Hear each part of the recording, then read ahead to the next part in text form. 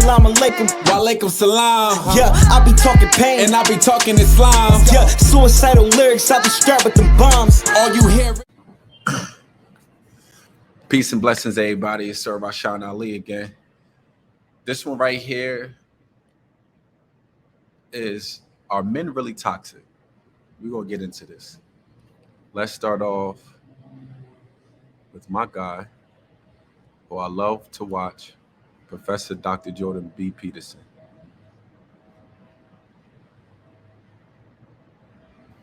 We've met some of your fans, and we got the impression they were all male fans, the ones that we talked to, and that they were struggling with their manhood, and that you give them this message that it's okay to be a man.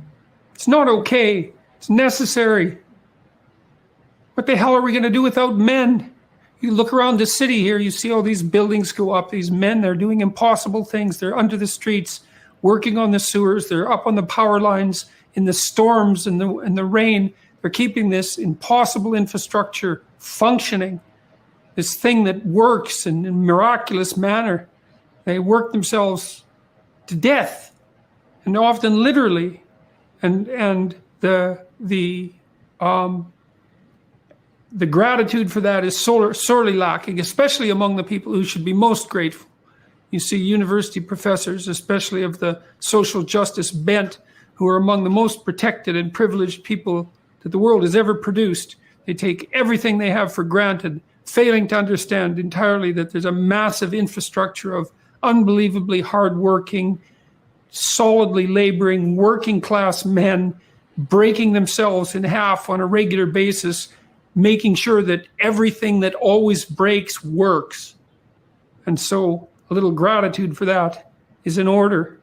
And it's very useful to tell everyone, not just men, that they have an important role to play, a necessary role, and that if they act properly and honestly and forthrightly, that they can put their lives together and they can help their families and they can make their communities better, and that's not toxic masculinity, that appalling phrase. It's what keeps the world going round. If we had any sense, we'd understand that, instead of doing everything at every possible moment to label what we have in the West as oppressive and patriarchal and fundamentally predicated on power, of all the insane propositions.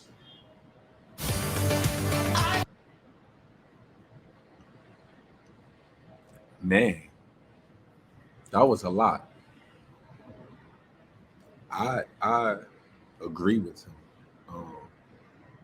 wholeheartedly. I agree with him. I hate that phrase, toxic masculinity.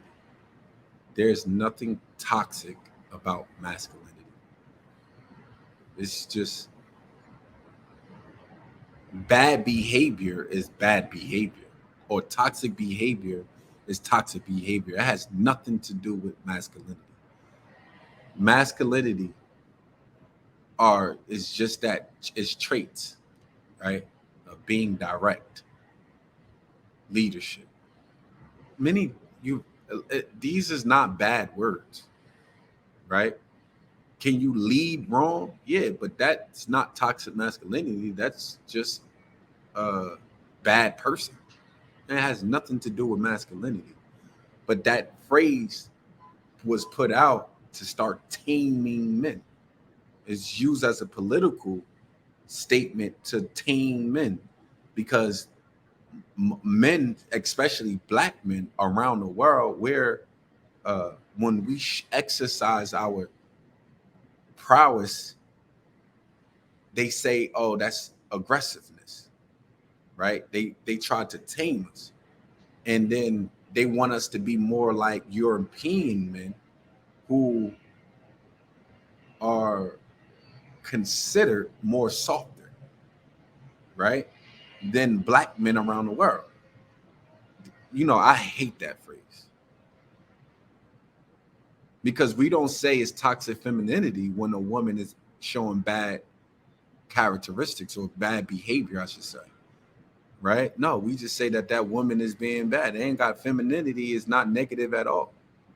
You know, or masculinity is not negative at all. This is toxic masculinity is a new phrase. Came out in the 90s. Like, come on, man, we got to stop this. What's up? What you got for me?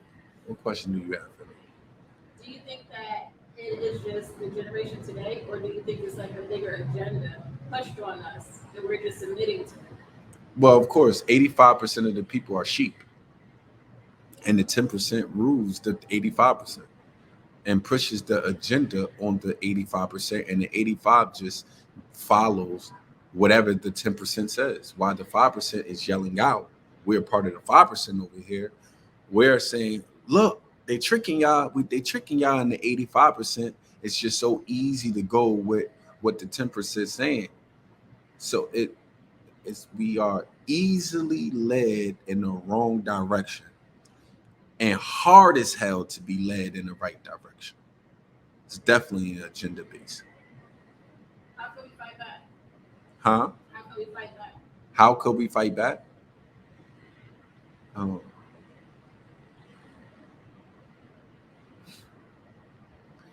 In the simplest terms is whatever this government is for, we should be against. And whatever they are against, we should be for. We should literally rebel or be rebellious to this world or society that they had given us. I think that we rebel against righteousness and not rebel against unrighteousness because it feeds a sense of, it's easily as evil as being fair seeming, so it's easily to do what they say, negativity spreads faster, right? So it's easy to just go with the flow. If you have a government that created a negative environment, and we must admit that this government created a negative environment from the root of it, from the beginning. So it's easy just to go with the flow. Like a good slave. We have to stop being slaves. Yeah, that's all I got for you for right now. I think that, again, thank y'all. Y'all know my motto. I'm not saying that I'm right. This is just the way I think.